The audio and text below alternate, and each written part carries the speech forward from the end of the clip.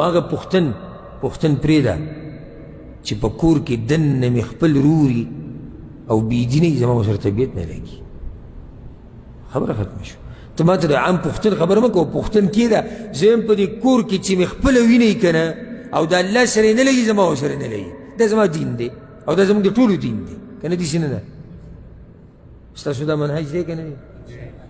که نه د پښتو دپاره به دین پرېږدو؟ نه. هغه پنجابی په دې ځي دی، په دې ځي چې دینداره دی، او هغه پښتن که د پاکستان دی او که د افغانستان دی هېڅ راته هم نه ښکاري چې بېدینه دی، هېڅ راته هم نه ښکاري.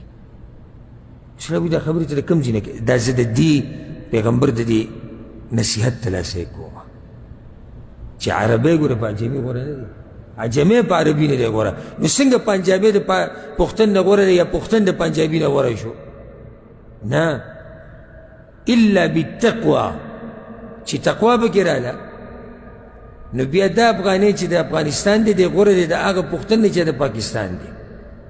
چې تقوا پکې و د پاکستاني دی نه غوره دی، چې تقوا پکې و د پنجابي تی غوره دی، چې تقوا پکې و د سعودي غوره دی، چې تقوا پکې و مصري غوره دی. ټوله خبره د تقوا ده.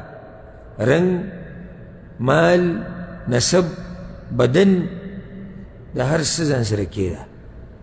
معیار او تله هغه تقوا، چې تقوا پکې ټول نه اوچت دی.